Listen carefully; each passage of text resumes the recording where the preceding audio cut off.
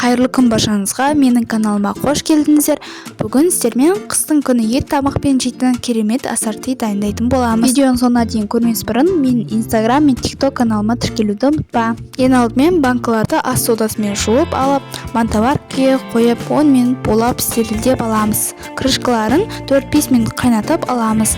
Қажетті көкөністерді жуып тазалап аламыз. Қиярдың екі жағын алып тастап, 2 сағатқа су салып қоямыз. Қызанақтың ұсақ сапақтауын немесе черри қызанақтарда салған жақсы керемет үйлеседі. Үлкен қызанақтардың салынуы қиындау болады және де аз салынады.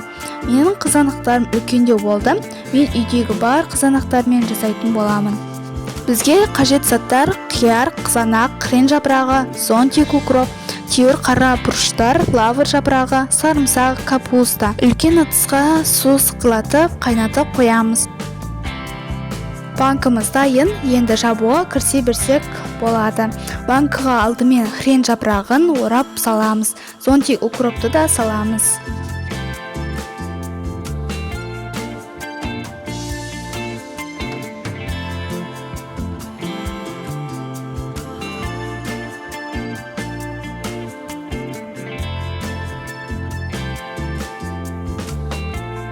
Енді 2-3 данадан лавр жапырағын саламыз.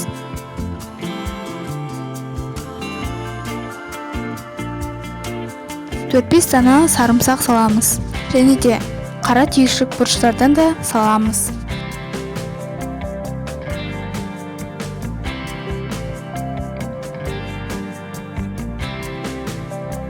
Енді ащы қызыл бұрыштан бір данадан әр банкіге салып шығамыз. Енді қызанақты саламыз, одан кейін қиярды да саламыз.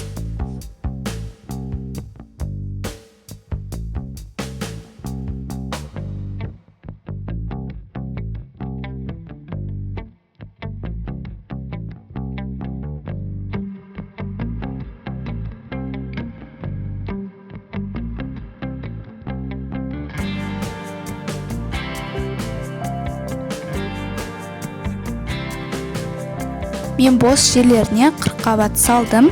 Қызылшаны да үйлестіріп салуға болады. Ол өз еркіңізде. Кейбір банкыға тек помидор қырыққабатпен, кейбіріне ассорти қырыққабатпен осылай үйлестіріп шықтым. Ащы қызыл бұрыштан да бір данада әр банкіге салып шығуға болады.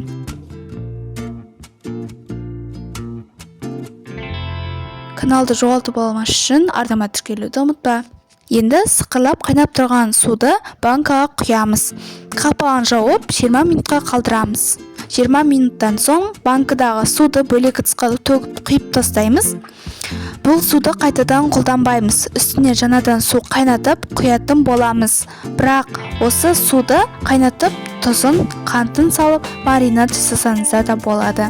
Бірақ мен қайта пайдаланбаймын. Енді 3 литр банкыға 3 ас қасық тұз, ас қасықты толтырмай салыңыздар. 3 ас қасық қант салыңыздар. 2 литр банкыға 2 ас қасық тұз, 2 ас қасық қант. 1 литр банкыға 1 ас қасық тұз, 1 ас қасық қант салып шығамыз. Аспиринді де салып шығамыз.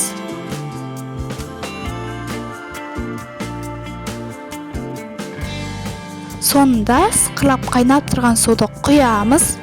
Уксустың мерзімі өтпеген, сапасы жақсы болғаны дұрыс. 3 литрге 1 ас қасық, 2 литрге 1 шай қасық, 1 литрге жарты шай қасық уксус құйып шығамыз. Банкалардың атылмауы осы уксусқа тікелей байланысты. Егерде қияр өз бақшаңыздікі болса, онда уксус қоспай қойсаңыздар болады. Банкының бойындағы суды суытып алмай, барынша мықтап бекітіп жауып шығамыз. Қанты тұзы еру үшін осылай банканы аунатыңыздар.